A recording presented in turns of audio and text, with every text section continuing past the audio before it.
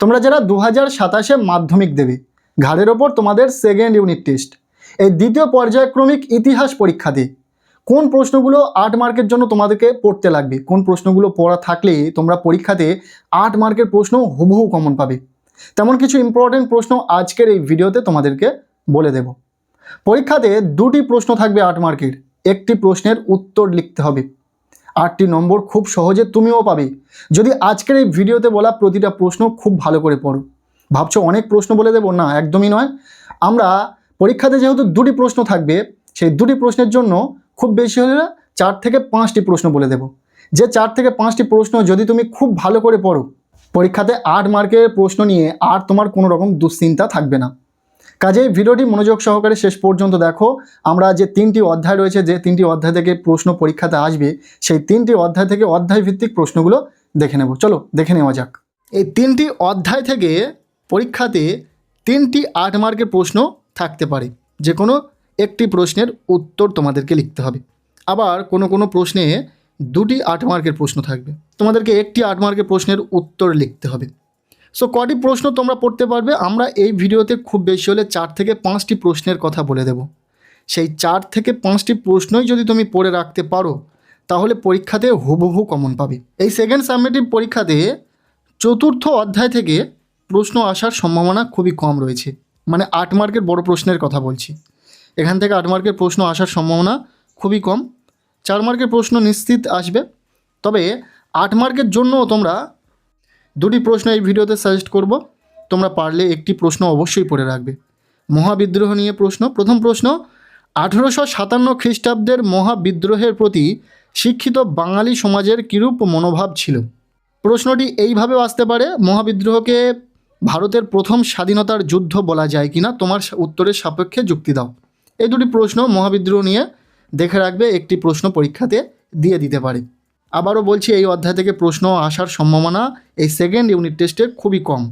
তারপরেও এই 2টি প্রশ্ন তোমরা যত্ন সহকারে পড়ে নেবে, কারণ এই প্রশ্নগুলো পড়লে যে শুধু সেকেন্ড ইউনিট টেস্টে কাজে লাগবে তা তো নয়। এই প্রশ্নগুলো তোমাদের 2027 সালের মাধ্যমিক পরীক্ষার জন্য গুরুত্বপূর্ণ, সেখানে এই প্রশ্নগুলি আসবে। আচ্ছা, এরপর চলে এসো 5ম অধ্যায়, যেটা হলো বিকল্প চিন্তা ও উদ্বেগ বৈশিষ্ট্য ও পর্যালোচনা। এই অধ্যায় থেকে পরীক্ষাতে 8 মার্কের প্রশ্ন নিশ্চিত রূপে থাকবে। তার জন্য মাত্র 2টি প্রশ্ন বলে দেব। 2টি প্রশ্নই তোমরা পড়লে পরীক্ষাতে একটি প্রশ্ন হুবহু কমন পাবে।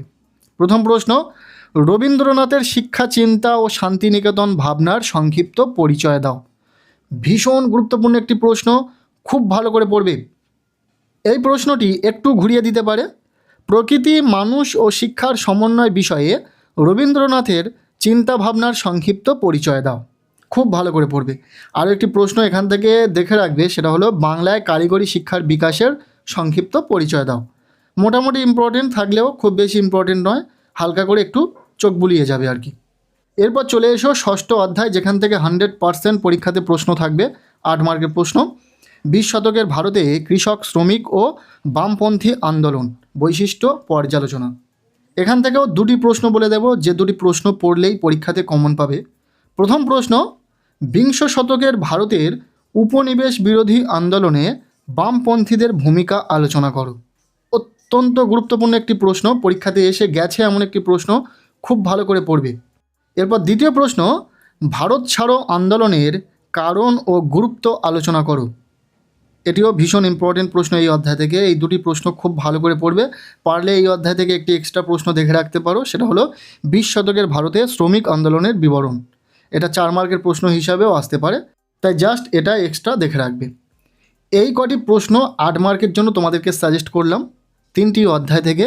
প্রত্যেকটি অধ্যায় থেকে একটা গুরুত্বপূর্ণ প্রশ্ন বলে দিয়েছি, তার পাশাপাশি আরও একটি মোটামুটি ইম্পর্টেন্ট প্রশ্ন বলে দিয়েছি। বলতে গেলে 6টা প্রশ্ন দিয়েছি, তার মধ্যে থেকে গুরুত্বপূর্ণ 4 থেকে 5টি প্রশ্ন হয়। সেই 4 থেকে 5টি প্রশ্নই যদি তোমরা খুব ভালো করে পড়ো, তাহলে পরীক্ষাতে হুবহু প্রশ্ন কমন থাকবে। এছাড়াও নেক্সট ভিডিওতে আমরা 4 মার্কের প্রশ্নের সাজেশন শেয়ার করে দেব। তোমাদের সেকেন্ড ইউনিট টেস্টে 4 মার্কের জন্য ঠিক কোন প্রশ্নগুলো আসতে চলেছে, সেই প্রতিটা প্রশ্ন বলে দেব। আজকের এই ভিডিওটি এতটুকুই। কেমন লাগলো ভিডিওটি অবশ্যই কমেন্ট সেকশানে জানিও। ভালো লেগে থাকলে লাইক করে দাও, চ্যানেলে নতুন হলে চ্যানেলটিকে সাবস্ক্রাইব করে রাখো, আর পারলে ভিডিওটি প্রচুর শেয়ার করে দাও।